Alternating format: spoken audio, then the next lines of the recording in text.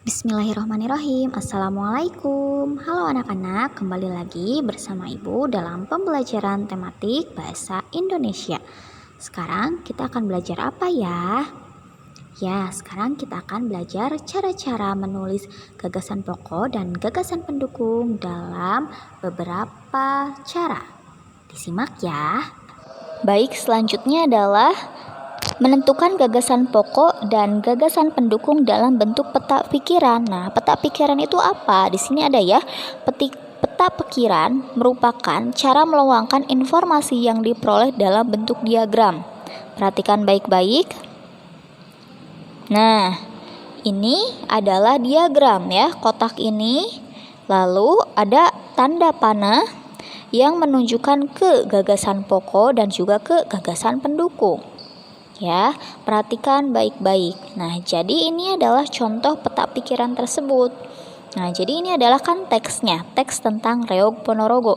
Lalu dari teks tersebut dibuat peta pikirannya yang menunjukkan mana gagasan pokok dan gagasan pendukung. Nah, jika di awal kalimat, nah ini Ibu akan jelaskan ya. Reog Ponorogo merupakan kebudayaan yang berasal dari Jawa Timur. Itu adalah kalimat utama. Ya, betul, kalimat utama. Nah, sedangkan gagasan pokoknya apa? Intinya adalah apa? Reog Ponorogo berasal dari Ponorogo, Jawa Timur. Cukup seperti itu. Begitu pula di gagasan pendukung. Ya, gagasan pendukung di kalimat kedua itu apa? Nah, tentang ciri khasnya adalah singa barong. Lalu di kalimat ketiga ada gagasan pendukung yang bersih tentang apa? Cerita dari Reog Ponorogo tersebut. Jadi, ingat ketika diminta untuk menentukan gagasan pokok dan gagasan pendukung dalam bentuk pikiran adalah kalian membentuk gagasan pokok dan gagasan pendukung dalam bentuk diagram, di mana dari teks tersebut diberi tanda panah yang menunjukkan ke gagasan pokok dan gagasan pendukung. Selanjutnya adalah menentukan gagasan pokok dan gagasan pendukung dengan membuat diagram ya. Apa bedanya dengan peta pikiran? Nah, jika tadi peta pikiran itu adalah ketika satu teks kalian cukup memberikan arah yang berisi gagasan pokok dan gagasan pendukung. Jadi cukup ada dua. Nah, sementara jika dalam bentuk diagram, nah kalian harus menjelaskannya lebih rinci. Contohnya adalah di diagram ini ya. Nah, jadi gagasan pokok jelas ada satu ya. Nah, tentang Indonesia memiliki berbagai bahasa daerah. Lalu gagasan pendukungnya ada berapa? Nih, jadi misalkan gagasan pendukungnya ada 3, maka kalian buat dalam bentuk diagram seperti ini. Ada 1, 2, 3 ya. Nah, jadi misalkan berarti ini gagasan pendukung ke-1, ke-2, dan ke-3 seperti itu. Jadi dibedakan jika peta pikiran itu kalian cukup membuat 2 saja, 1 kotak untuk gagasan pokok, 1 kotak untuk gagasan pendukung. Sedangkan apabila dibuat diagram, maka gagasan pendukungnya harus dijabarkan per kalimat seperti ini.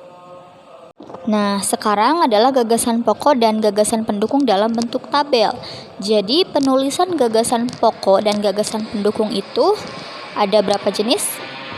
Ya, ada 3 ya. 1, ketika ditulis secara biasa cukup ditulis gagasan pokok apa, pendukung apa, dan dibentuk dalam peta pikiran ya, yang mana kalian cukup membuat 2 tanda panah yang menunjukkan gagasan pokok dan gagasan pendukung. Sedangkan jika dibuat dalam diagram, maka gagasan pendukung setiap kalimat itu dibedakan kotaknya ya.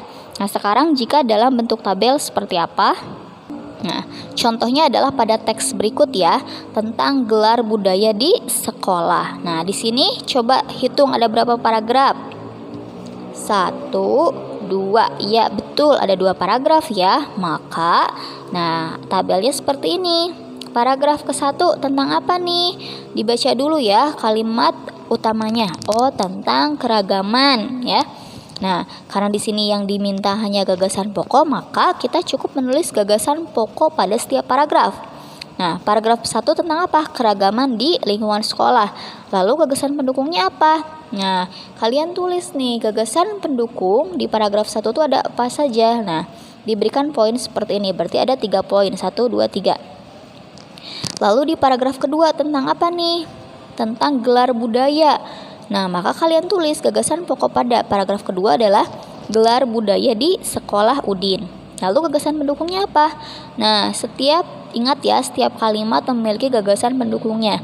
Maka kalian cukup menulis gagasan pendukungnya seperti ini ya, intinya apa saja. Semoga bisa dipahami ya. Semangat!